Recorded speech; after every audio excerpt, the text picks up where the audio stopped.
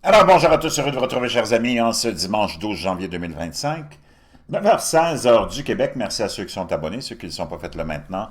Merci à ceux qui m'envoient des liens, des messages toujours pertinents, intelligents et très appréciés. Merci à ceux qui vont commenter la vidéo. Dites-moi d'où vous regardez. Écrasez le petit pouce en l'air et partagez la vidéo.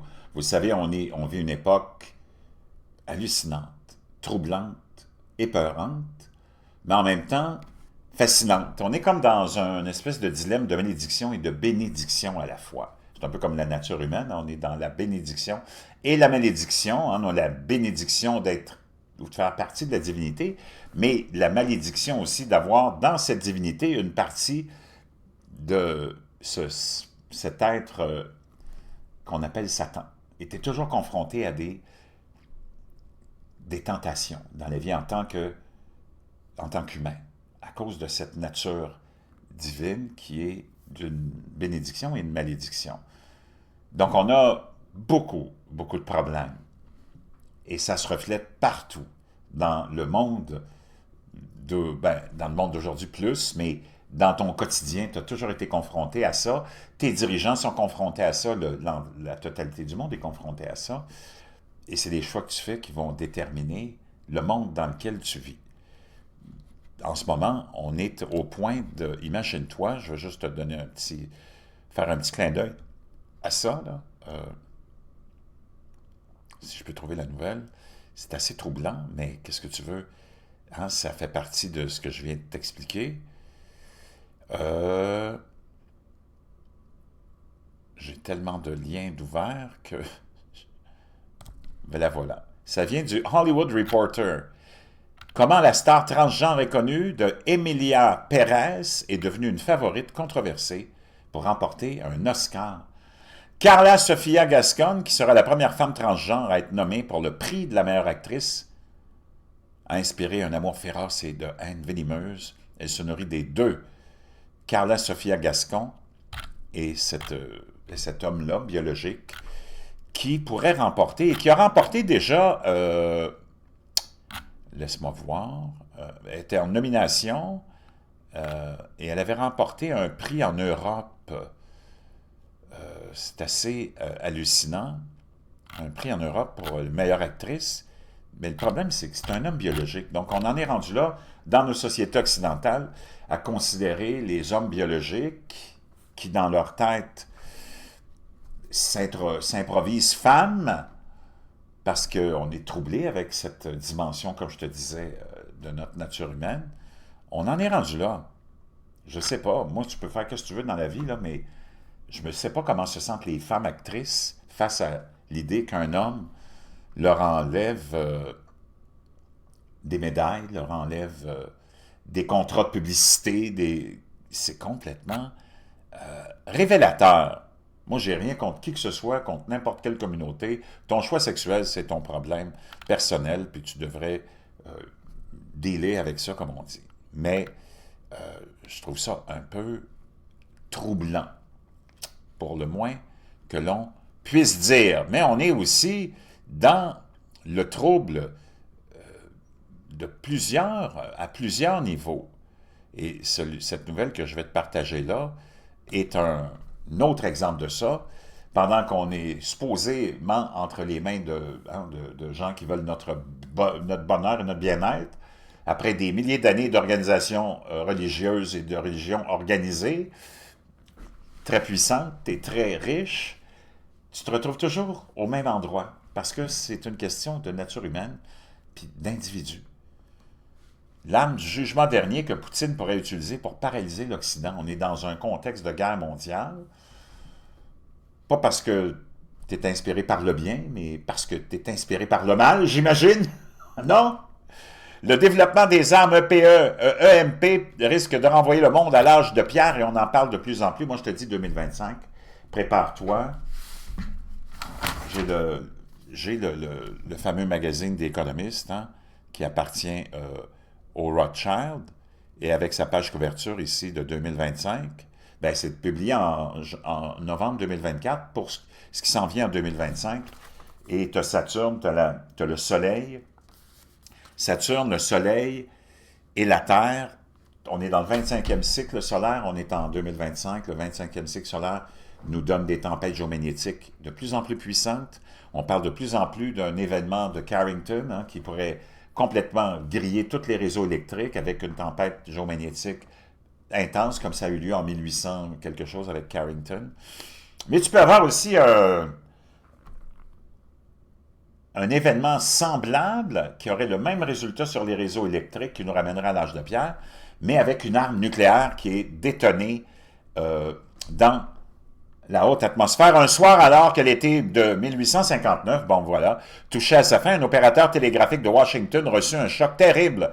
Un arc de feu jaillit de la tête de Frederick Royce et se dirigea vers l'équipement de son bureau, lui faisant perdre conscience. Son poste était en flammes.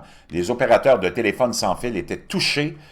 Dans le monde entier, partout les instruments étaient brouillés, les télégraphes étaient brouillés, rapportait le Sydney Morning Herald. Les étincelles provenaient des lignes télégraphiques et provoquaient même des petits incendies de forêt. Les opérateurs ont soupçonné que cela était lié au spectaculaire aurore boréale dont le monde avait bénéficié cette semaine-là, mais ils n'en étaient pas sûrs. Des flèches rouges et des nuages verts ont été signalés à Boston.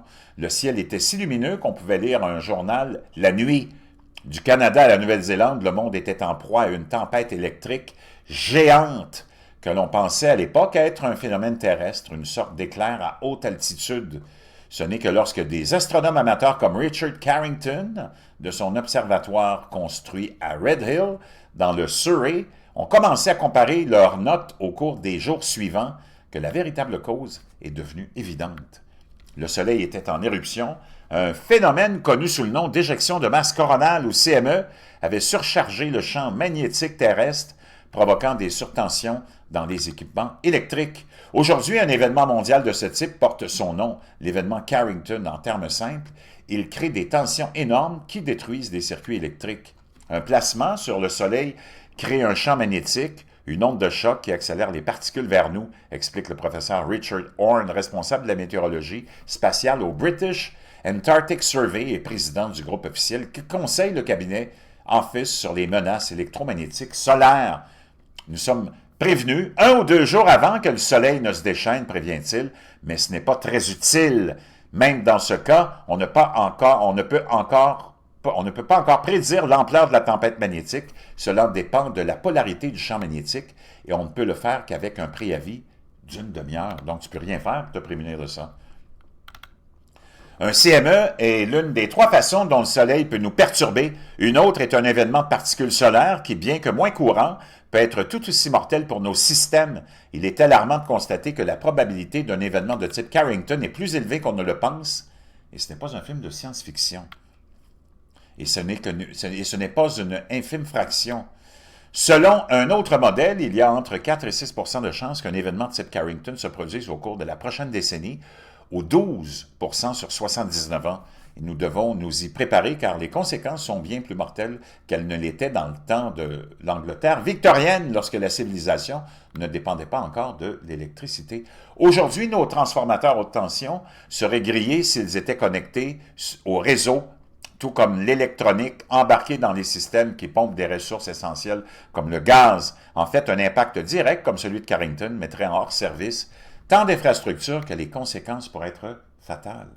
Les transformateurs haute tension, sont la taille d'Achille dans la vie moderne, ou sur le talon, d'Achille dans la vie moderne. Ce sont des bêtes de 400 tonnes avec une liste d'attente de 3 ans pour en commander un nouveau.